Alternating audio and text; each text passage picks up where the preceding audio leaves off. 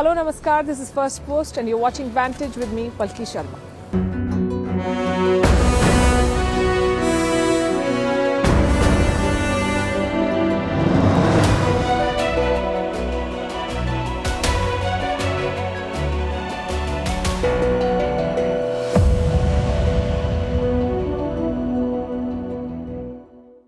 Hello and welcome to this special edition of Vantage. We are coming to you from Paris, and behind me is the Grand Palais, an iconic building in the city full of iconic buildings. Yesterday we came here to interview the President of France, Emmanuel Macron. The place was bustling with activity then, all in preparation for today. This is where the Global Artificial Intelligence Summit is happening. India's Prime Minister Narendra Modi is co-chairing it. We are bracing for 2 days of AI action. Discussions, policy chats, exhibitions, installations, you name it, you'll see it here. The end goal is to shape the future of artificial intelligence, how to regulate it, how to invest in it, and how to use it. Of course, this summit is happening in the middle of deep-seek mania, so AI geopolitics is also a big issue. We'll be here in Paris tracking all these developments. We'll also be focusing on India-France ties because Prime Minister Modi has a busy schedule here. Right after the summit, he and President Macron are set to announce some big moves. So make sure you tune in throughout the week. We've got a packed show lined up for you tonight. But first, the headlines. Iran's president accuses Donald Trump of trying to bring the country to its knees. The remarks came as Iran marked the anniversary of the 1979 revolution, which removed a pro-US government in Tehran.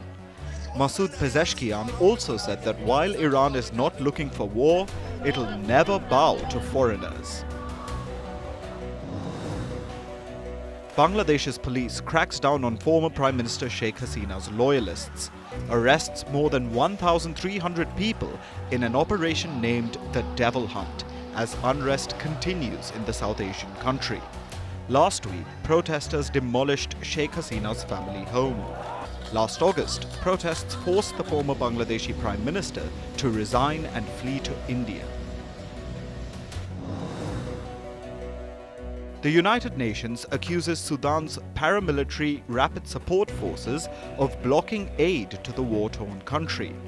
Thousands of families have fled from a village in the North Darfur state after an attack which has been blamed on the paramilitary. The RSF has been at war with the Sudanese army since April 2023.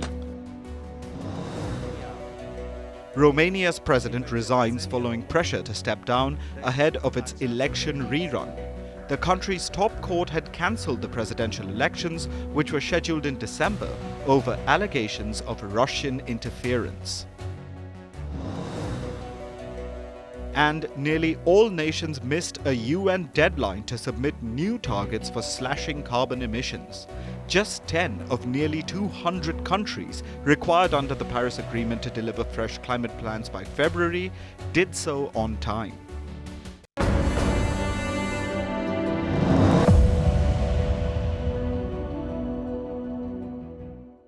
We are at the biggest gathering of leaders to discuss artificial intelligence. And we are bringing you the biggest interview from here, with the AI Summit host and French President Emmanuel Macron himself. It's an interview that I co-hosted with Laurent Delahousse of France TV. We asked President Macron what he thinks of AI, what it means for the world, for democracy, and how it should be regulated. We also talked about France's relationship with India and whether Paris will ban China's DeepSeek. Here are some excerpts from our conversation. Namaste, Mr. President. How are you doing? I'm fine. And Bharat Kelogon, Komeri Namaste. Kya baat hai. Thank you very much. I wanted to know what can we expect in terms of announcements on your partnership with India. And as India and France work together, are you creating a new era of non-alignment in the technology space? I think that with Prime Minister Modi, we firmly believe that India and France are two great powers. And we have a special relationship. We respect and want to work with the US. We want to work with China, but we want to depend on no one. And we have a bilateral partnership on that basis. In defense.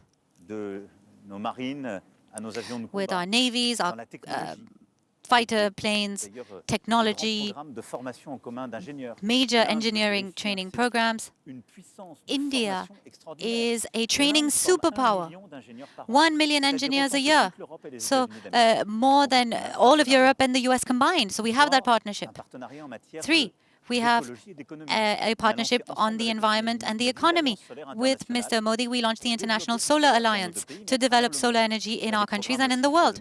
We also have civilian nuclear programs. So it's a very deep-seated conviction that we want to be independent. That doesn't mean we want to be isolated, but we want to have technologies and partners that we can trust without dependencies.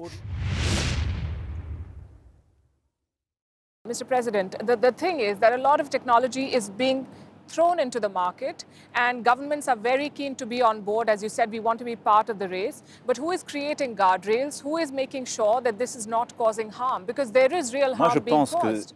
I think that there should be global regulation. I think we shouldn't regulate things only locally because the innovation is global. We need partnerships between private and public stakeholders, and that the right behaviors are encouraged. So I think that people should say when something has been created by AI. That's why I think that gradually we need to make sure that public and private players recontextualialize all of this, and that they say very clearly, this is AI and this is not. If you're able to use it and say that you did, that's a good thing, and you should protect intellectual property. But they need to be clear that they did. Are you putting the onus of that censorship or regulation on the people, just like you did with social media, that they need to do this? I think that it needs to be governments around the world who do it voluntarily. But you know, tomorrow, who will be here? There will be political powers, but there'll also be tech players, and they've become states in their own right, in a way. Why was it so hard for social media to regulate social media? What would these people say? They would say, no, we don't want to regulate. And look what's happening in the US. You're right, and that's a challenge. What's the challenge for Europe? We all agree with what you're saying, but if you regulate before you innovate, then there's no innovation. You can say we have great regulation in Europe, but we don't have innovation. But sometimes a ban is not the answer. Yes, if we do that, we won't innovate, and that's the problem. So don't ban, but do regulate. Social media today is safer because they have removed fact checkers. So with all of that you've done. Now you're talking about something a little different. One, we managed what we call the golden hour, which means that within 1 hour we can remove terrorist content. In Europe, we have a regulation, we have done it, we have implemented it, and it's going to change, right? Yes, in Europe, platforms have a responsibility when they disseminate hate, anti-Semitism, or racism. But the US is not doing it. The Chinese are not doing it. India is still thinking about it. So actually, we're at the cutting edge in Europe. And we are trying to push for moderation. But you are right, that platforms said, we don't want to moderate. That's politics. We're all about free speech. Well, they're wrong. Why are they wrong? Because behind social media and in AI too, there are algorithms, and these algorithms help you do incredible things, but they always have biases, and so they need to be transparent so that you can verify them. And they need to be transparent for all. All that to say that there's a huge challenge, a huge regulatory challenge. I wanted to ask you, are you going to ban Chinese AI in France? Well, I don't think that it makes sense to ban a technology because of where it comes from. That's not our approach. But for all the technology all around the world, where it doesn't come from Europe, we look into it carefully if our sovereignty is at stake. We've done it in the past for technology. So we don't have this American approach of banning tech because of where it comes from, but we will think about whether we can accept non-European technology for critical sectors. Here's an example, telecoms. It's a yes or no question. It's a yes or no question. Well, no, we're not going to ban them today. So, yes or no, 60 seconds, it's going to be very short. Let's go. I'll ask the first question. Is AI already a threat for our democracy? Oui ou non? Oui. Yes. Which country is France's most important partner in Asia? Ah, je dirais l'Inde. India. Est-ce que vous gérez personnellement Do you vos manage réseaux your sociaux? own social media accounts? Je regarde. I look, J'intervenir quand c'est- mais je gère I pas might look, but I don't manage. What is your favorite way to address people? Tweets, TikToks, or the good old press conference? Ça dépend desquels. Well, it depends. Comme ça. Est-ce que This is the best. le réseau X d'Elon Is Musk est un Elon outil de Musk's propagande ou X a d'information? tool for propaganda or information? Oui C'est ou un non? réseau social, ni l'un ni l'autre. It's Un mot. social media. It's neither one nor the other. Mais surtout pas un lieu d'information. But it's not for information. One word to describe your equation with Prime Minister Modi. Amitié, Un mot Friendship. pour décrire votre One word relation to avec define le your président relationship Trump. with Donald Trump? respect. Respect. France, AI dominating the world, or France winning the next World Cup? What do you want? Les deux. Les deux. Both. Est-ce que vous utilisez encore, Monsieur le Président, And do you l'application Strava still lors de votre use jogging? the Strava Je l'ai app jamais for running? utilisé. Ah I oui, never c'était used les gens it. qui couraient autour de Oh, vous. is the, Je crois même pas. Je pense there was qu'ils people running l'utilisaient pour around leur you? jogging à eux. I quelques-uns, think people mais were vous inquiétez using pas, it for la their sécurité est own bien assurée. running. But don't Ok, worry, my merci, Monsieur security le is Président. fine. Merci, Malki. Thank Palki, you, d'être venu Mr. nous President. rendre Thank visite. you, C'est un Palki, for plaisir et being un with us. honneur, It was such a d'être pleasure and an avec vous, honor to be ce with you soir. this Ciao, shukriya. evening. Fantastic. Namaste. The pleasure is all Merci. mine. Namaste. Merci beaucoup. Merci à vous. Thank you. So those are President Macron's priorities, his vision for artificial intelligence, but can he sell it to other world leaders and businessmen? That is the question that everyone is asking, and we'll have an answer by tomorrow, hopefully. That's when this global AI summit will wrap up. But let's not get ahead of ourselves. Let's focus on today's agenda. This is the third global summit on artificial intelligence. The first two were hosted by Britain and South Korea. This one has two co-chairs, France and India. The focus is on regulation, geopolitics, and practical applications. We visited the summit venue earlier today. Just like the whole city, it's got a different buzz about it. Less of history, more of future now. Take a look. Welcome to Paris. Welcome to the Grand Palais. Welcome to the AI Action Summit.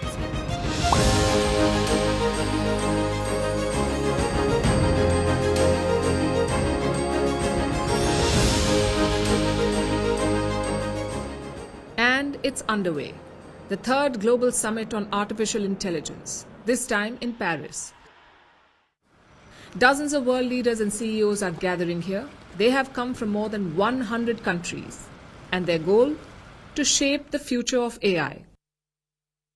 From India, Prime Minister Narendra Modi is here. He is co-chairing the summit with French President Macron. From the US, Donald Trump is not making the trip, but his Vice President J.D. Vance has already reached Paris. And from China, Xi Jinping has dispatched his Vice Premier. So attendance is quite impressive.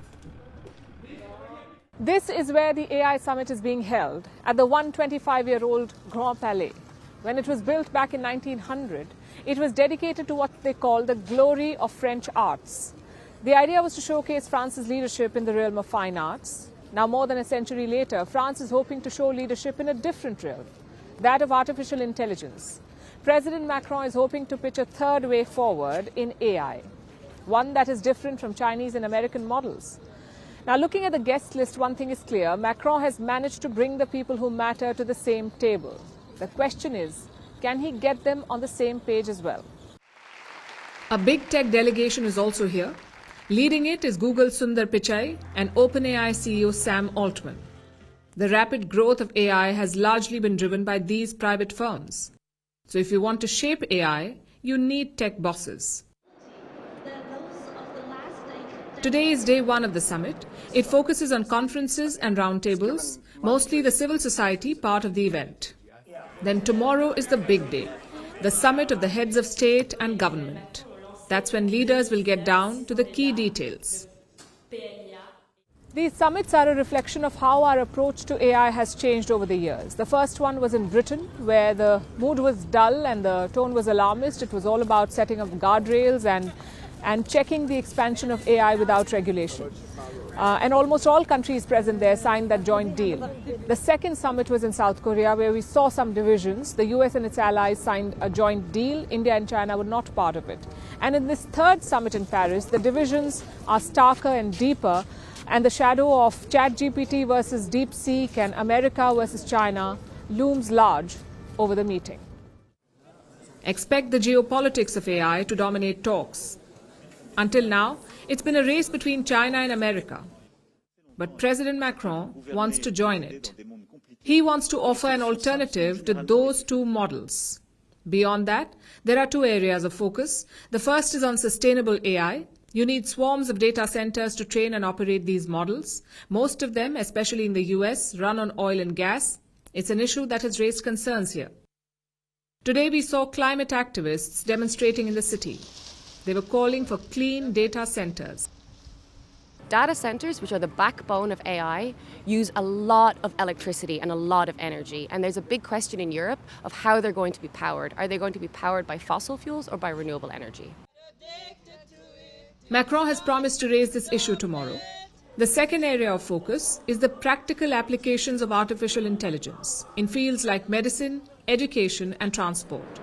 Macron's envoy says, forget the science fiction around AI, focus on concrete applications. It is high time that we move from science fiction to the real world of applications of AI. With its unprecedented potential, artificial intelligence fuels both immense hopes and, at times, exaggerated fear. Today, you will be able, here at the Grand Palais, to see concrete applications and use cases of AI.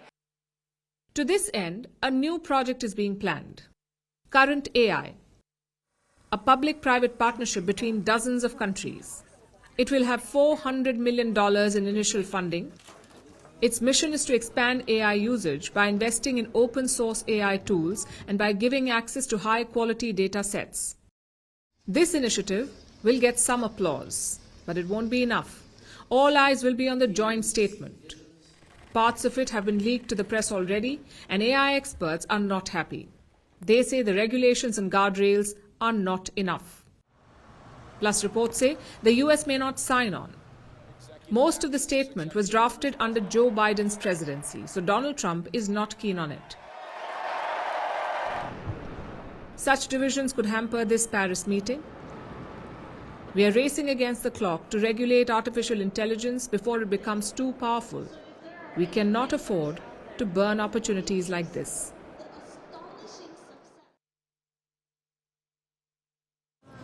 It's not just about regulation. A big factor in AI is cost. How much money do we need to operate artificial intelligence models? Earlier, the consensus was clear, billions and billions of dollars, that's what you needed. But China's DeepSeek has upended that trend. Suddenly, everyone is talking about cheap AI. And that includes Sam Altman, the CEO of OpenAI. He says the cost of AI usage is coming down considerably by almost 10 times every year. We'll explain what he's talking about, but first some basics. We can divide AI costs into three.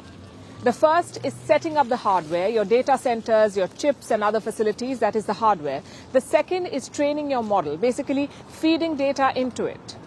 And finally, the cost of using it. How much will each operation cost you? That is what the world has to figure out. Sam Altman was talking about this last cost, the cost of using AI models. In these models, information is broken down into what they call tokens.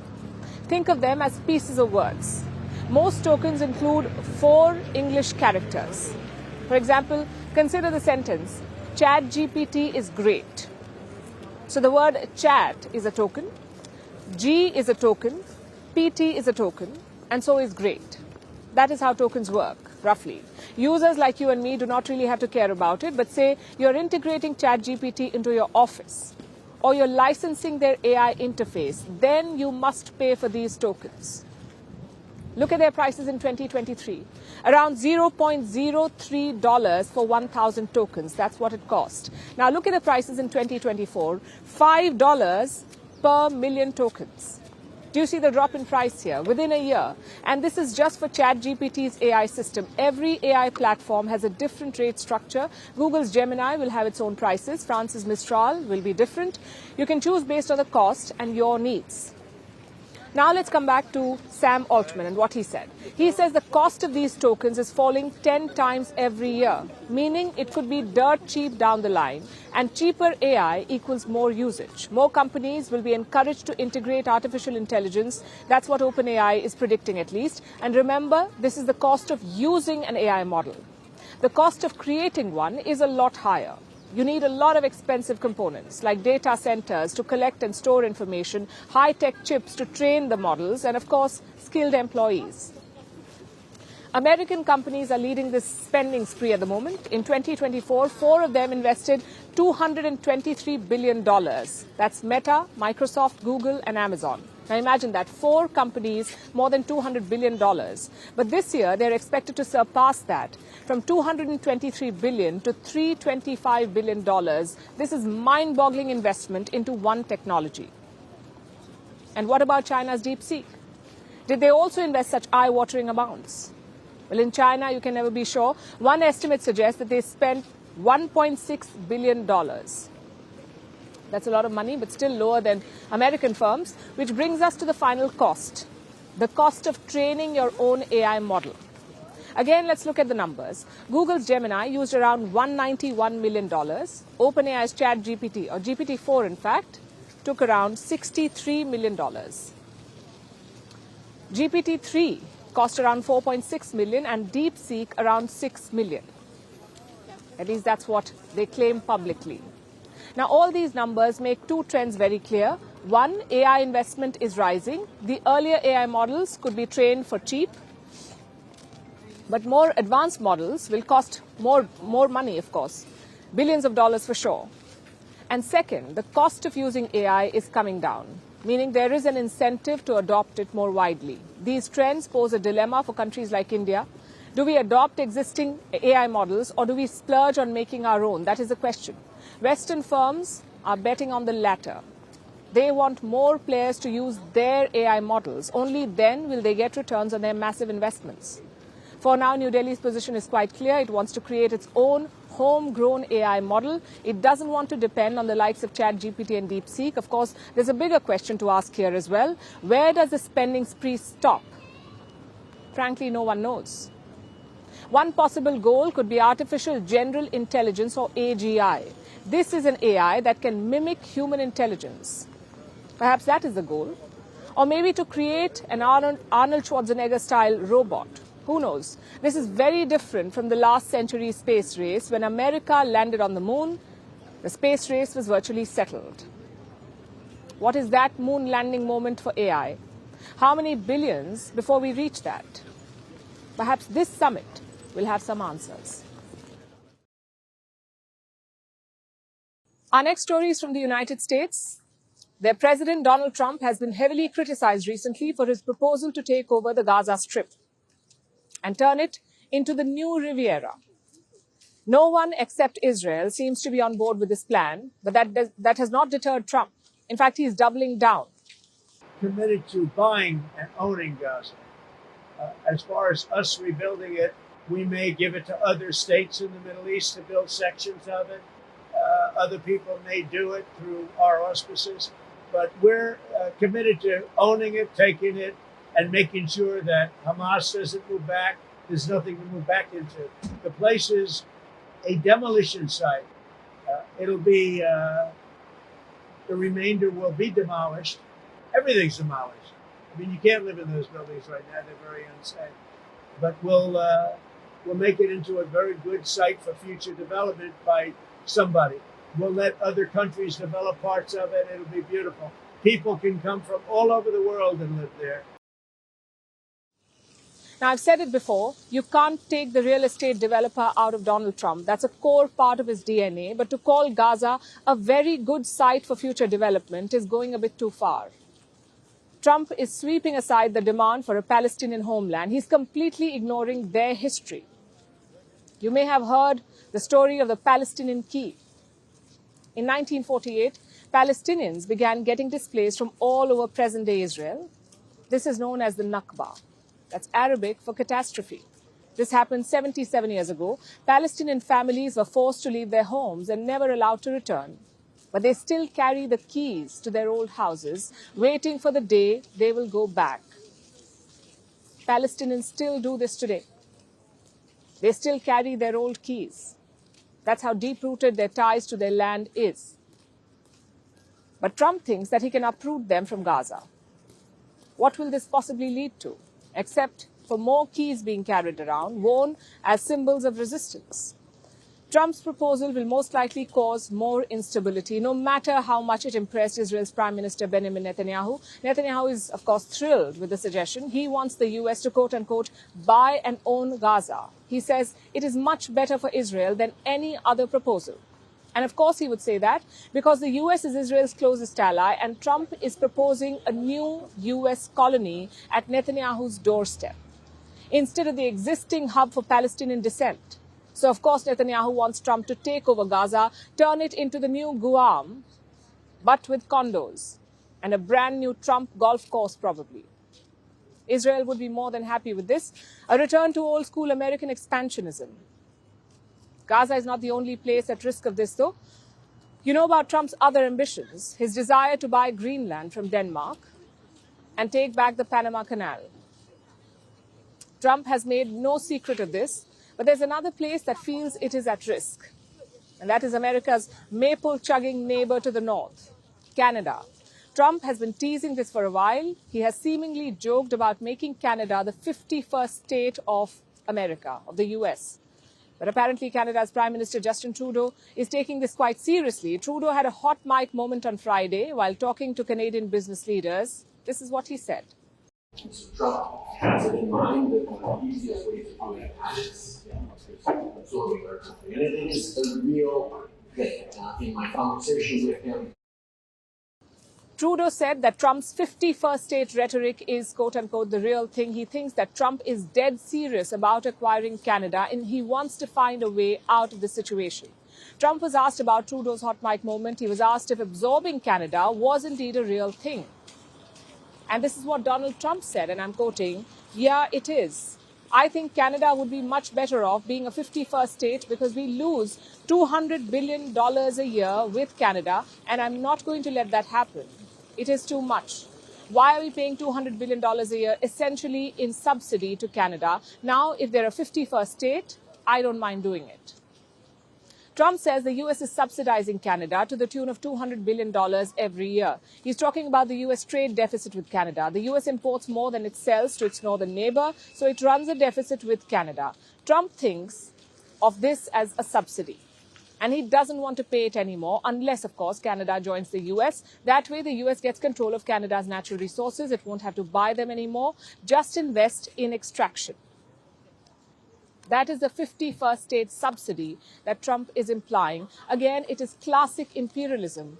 Conquer resource-rich land instead of buying goods from the locals. Couple this rhetoric with Trump's Gaza plan and his dreams about Greenland and the Panama Canal. It feels like we've gone back to 1825, the age of colonialism, of gunboat diplomacy, resource capture, and forced displacement.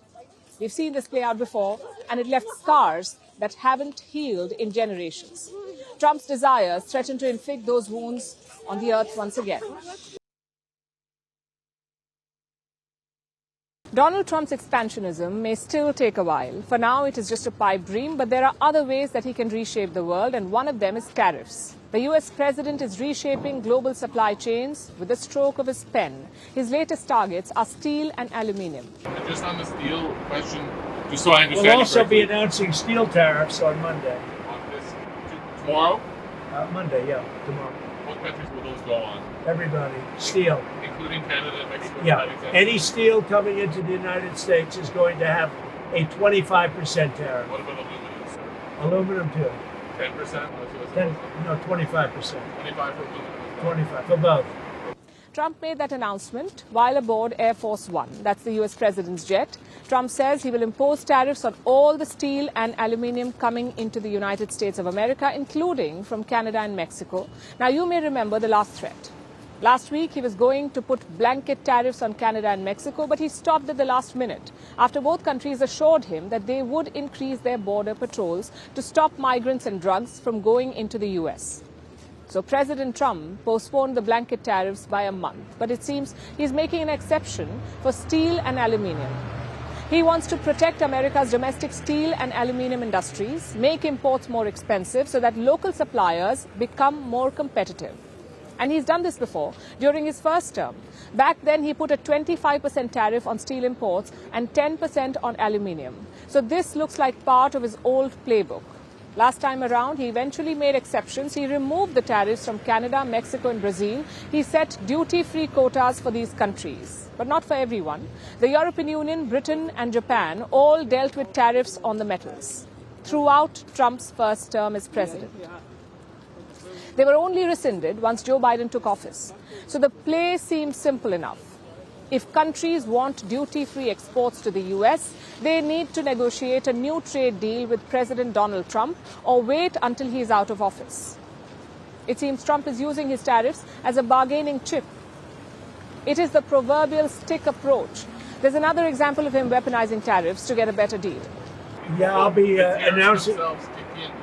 announcing probably Tuesday or Wednesday at a news conference reciprocal tariffs, and very simply, it's if they charge us, we charge them. That's all. When does it go into effect, sir? Almost immediately, but I'll be announcing the details of it, highly detailed, and it'll be great for everybody, including the other countries.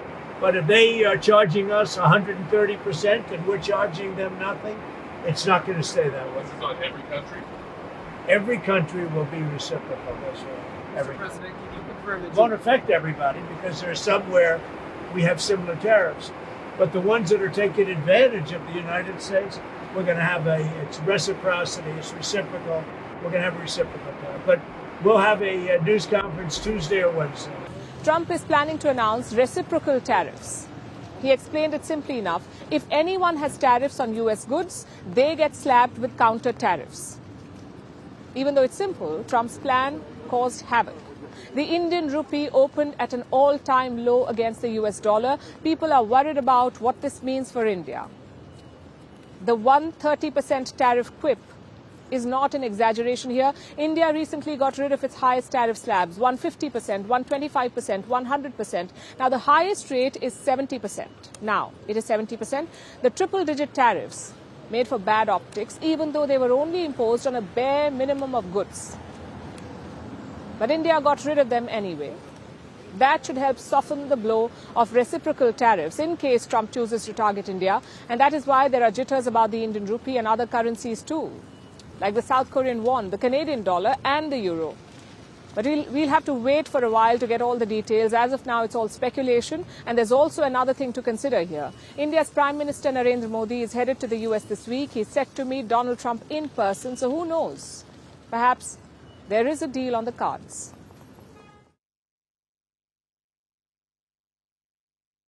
As the Paris AI Summit draws world leaders and tech CEOs, one of the biggest faces in the world of technology is missing. I am talking about Elon Musk, the so-called White House special government employee. He's not in Paris because he's busy shaking up the US federal structure. He is on a sweeping mission to root out waste in the government, to slash the size of the federal workforce, and now he's taking aim at the largest federal department, the Pentagon. Essentially their defense ministry. President Donald Trump has pushed Musk into the Pentagon. The billionaire is expected to lead an audit and find billions of dollars of fraud and abuse. This is not without criticism and controversy, of course, but Trump and Musk remain undeterred. Here is a report.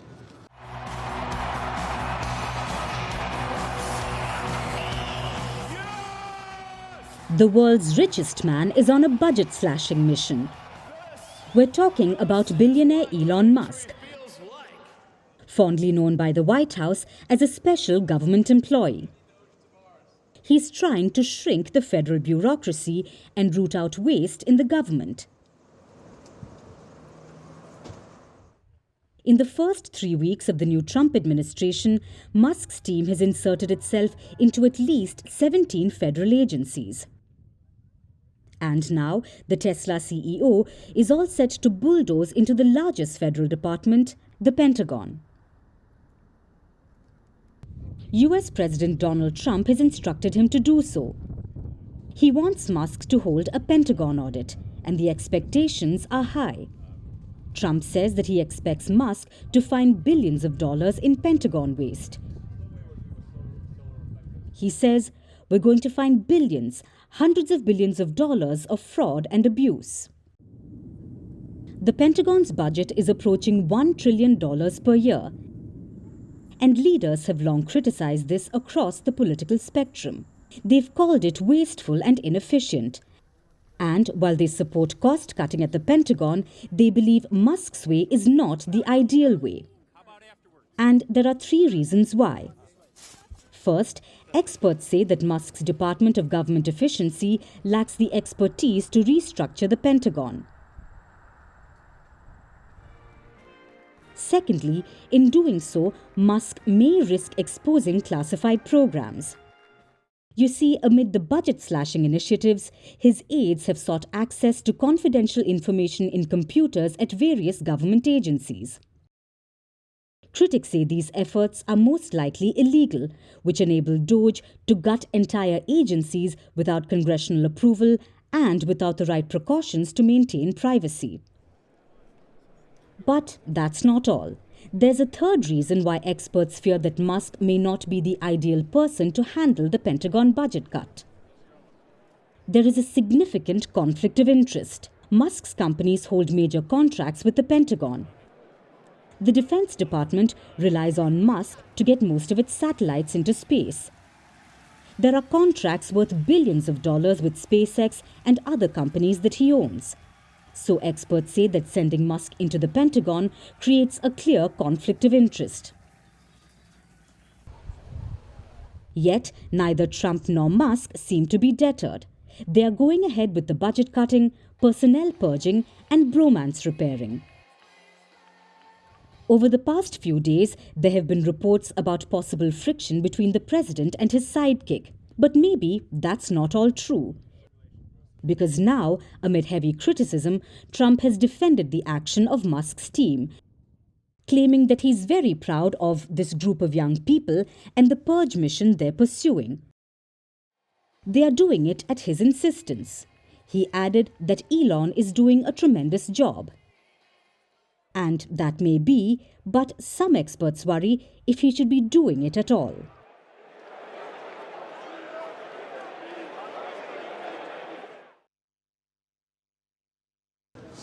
Aero India 2025 has officially kicked off. It is the largest air show in Asia. If you like aviation, it's like Disneyland or Comic-Con. You've got military transport planes, lethal fighter jets, advanced helicopters, all of them under one single roof, or rather, air base. The Yelahanka Air Base in Bengaluru, that is where the event is happening. This is the 15th edition of Aero India. It's also the biggest in its history. Over 900 exhibitors are part of this air show. 150 of them are foreign firms. They come from nearly 90 different countries. If you sell or buy planes, this is the place to be. It's the ultimate aviation show, or as India's defense minister called it, a Mahakumbh of research and innovation. मैं समझता हूं कि arrow India के रूप में आज से भारत में एक और महाकुंभ का प्रारंभ हो रहा है, जहां एक तरफ प्रयागराज का महाकुंभ आत्मसंधान का कुंभ है, तो वहीं दूसरी तरफ एरो इंडिया का यह महाकुंभ अनुसंधान का कुंभ है. This event is key for 2 reasons. 1, to showcase India's homegrown defense equipment, and 2, to get a feel of foreign technology, maybe even make deals. You see, the Indian government has an ambitious target. It wants to export arms worth 30,000 crore rupees, which is around $3.4 billion. And to do that, India's defense makers need exposure. Enter Aero India. 35 Indian companies are taking part this time. They're looking to flaunt their technology. For example, India's Tejas jet. We're looking to sell this plane to other countries, so we need to market it well. Yesterday, India's service chiefs took the lead. The Air Force and Army chiefs flew sorties on a Tejas jet. Take a look at this first.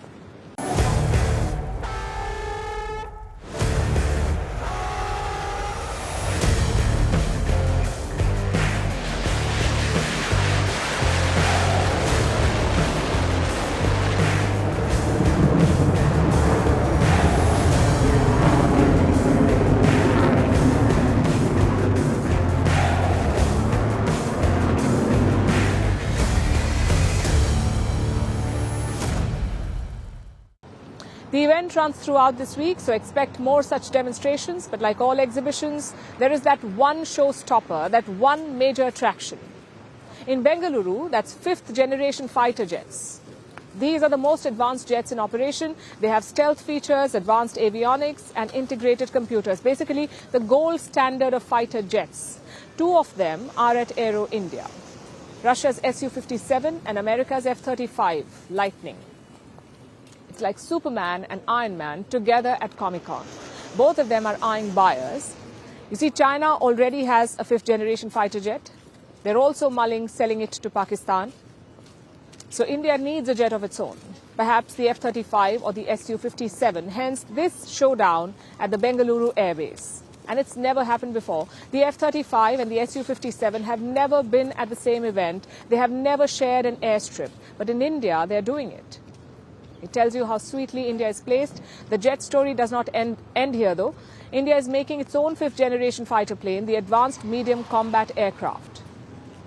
Its full-scale model has been unveiled at Aero India. It's our first sneak peek of this plane. The jet is designed by India's DRDO, the Defence Research and Development Organization, that is DRDO. It will be manufactured by HAL, Hindustan Aeronautics Limited. So it is a completely government-managed operation. The only problem is the timeline here. These Indian jets won't be ready until the mid-2030s. We cannot wait until then for a fifth-gen plane, which is why Russia and the US are wooing India. They sense an opportunity to strike gold. Our next story involves Hamas. Some of their officials ended up very far from home recently. They were spotted in Pakistan-occupied Kashmir. They'd been invited by two terrorist groups, Jaish-e-Mohammed and Lashkar-e-Toiba. The Hamas officials were apparently there as chief guests to observe what Pakistan calls Kashmir Solidarity Day. Now, obviously, this raises an alarm. Hamas orchestrated a terror attack on October 7, 2023. It set off the bloodbath in Gaza. Now, after a ceasefire is finally in place there, Hamas is popping up in POK. To what end? Why are the JEM and LET buttering up Hamas? And should India be concerned? Here's our report. Every year on February 5th, Pakistan celebrates Kashmir Solidarity Day. It's a national holiday there. A way for Pakistan's government and establishment to distract from their regular failures and instead flog a dead horse. To rile up public anger towards India and stem legitimate public grievances against Islamabad and Rawalpindi.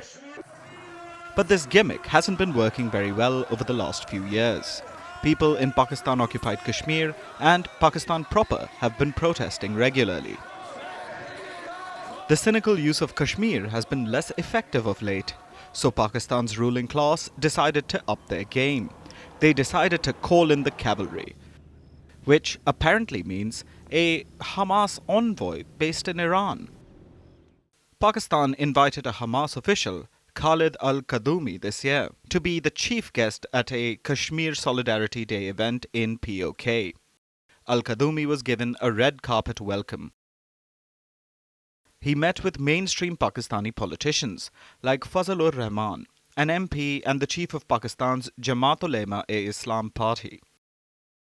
After the mainstream welcome, the Hamas envoy caroused with far more cutthroat figures. On February 5th, Al-Kadhimi was seen surrounded by terrorists from the Jaish-e-Mohammed and Lashkar-e-Taiba. This includes figures like Tala Saif, the brother of UN-designated terrorist Masood Azhar.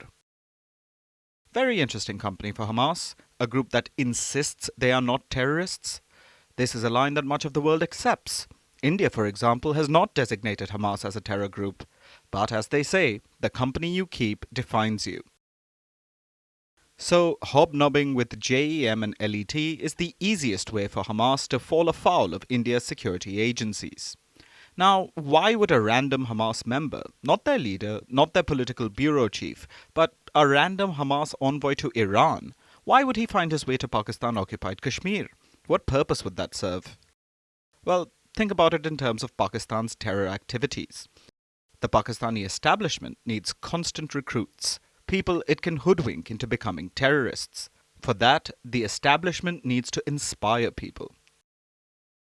Hamas's attack on October 7th led to the decimation of Gaza, but the recent ceasefire is being portrayed as a victory because Israel pulled out of the enclave.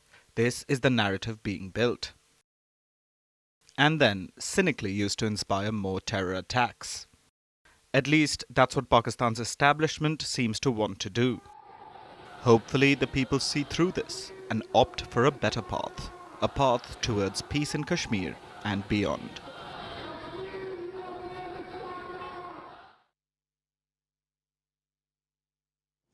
And now let's shift our focus to Paris again, where leaders are discussing how to safely embrace artificial intelligence. But at the same time, they're confronted with challenges as well. In our conversation with the French president, we spoke about this, about the slew of deepfakes of Macron being posted online. But he's hardly the only leader in this club. Now there are AI deepfakes of the Italian defense minister. They are impersonating his voice and scamming the nation's biggest tycoons. So AI deepfakes are a very real problem. Why are they everywhere? What are the consequences of this? Can they be regulated? Here is a report. Rich or poor, it seems we are all equal in the eyes of AI scams. Just ask Italy's business elite, like fashion designer Giorgio Armani, former Inter Milan owner Massimo Moratti, Prada co-founder Patrizio Bertelli, and members of the billionaire Beretta and Menarini families. They have been roiled by an artificial intelligence scam. Here's how the scam unfolded. The tycoons get a phone call, but on the other end is an AI-generated voice mimicking Italian Defense Minister Guido Crosetto and some of his staff. This voice asks the victims to wire millions of dollars to overseas bank accounts, usually to a Hong Kong-based bank which they are told is to help pay ransoms to free Italian journalists kidnapped in West Asia. It is quite the elaborate scheme, and it has been going on for a while now. But Crosetto only found out about it this week when he received a call from a friend, a supposed big businessman, asking why Crosetto's secretary had phoned to ask for his mobile number. Crosetto told him that it was absurd, but that's when alarm bells started ringing and he realized that a scam is underway. Now, it is unclear whether the minister's voice was altered from a pre-recorded message or whether a filter was created with AI that can allow scammers to modify the minister's voice in real time. So there are a lot of questions, and an investigation is underway. But one thing is clear, Crosetto is hardly political leader bearing the brunt of AI risks.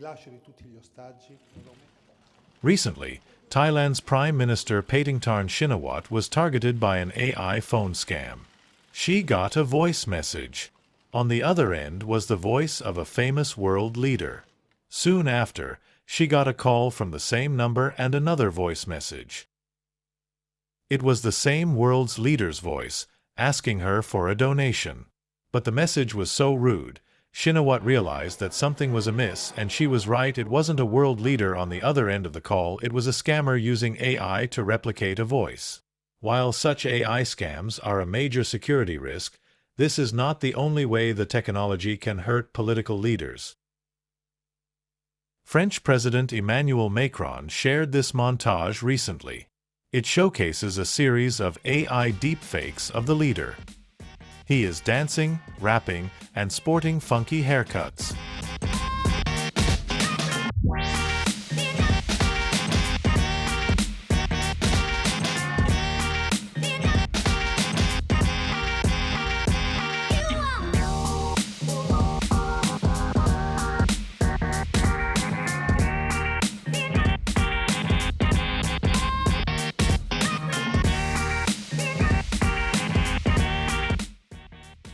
This may seem like fun and games, but it is serious business. AI deepfakes can be a creative and crucial tool if used responsibly and legally, but they can also do immense harm. In fact, 2,700 spam calls are placed every second the world over, and most of them are AI calls. Plus, there are threats of being hacked and surveilled with AI deepfakes because without regulation, both globally and locally, mimicking a country's defense minister's voice is just tip of the AI harm iceberg.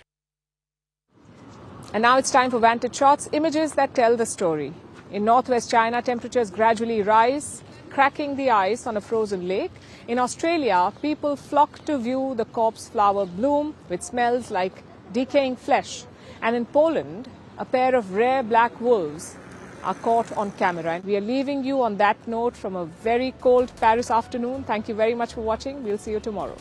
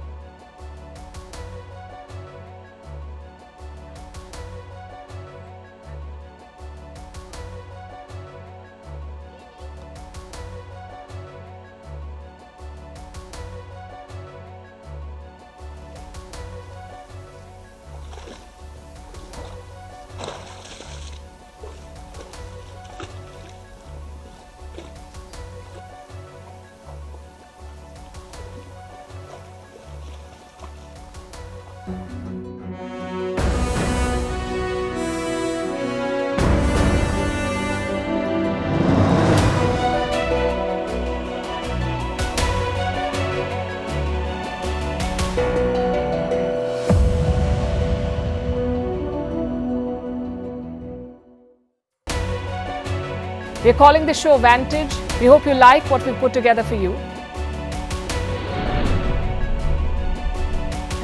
Touted as the minimum defense from that video. India's neighbours were the first to send this special edition of Vantage live from the White House throughout this week. Yes, Hindu Mandir in we're on our way to Tel Aviv. City measure, but it's also the perfect way to drive. I don't think that Prime Minister of Bhutan, Sherin Tagwe. Welcome to 60% of the world's office. Prime Minister Modi did the iron. We were actually How are you doing? How do you like? It's been 1 year since that meeting. Iron bars separate you from the outside. Out the vote effort. Trump had, it says, and at $4.3 trillion. 4.3 300 billion by 2030. That's what we need to tackle climate change.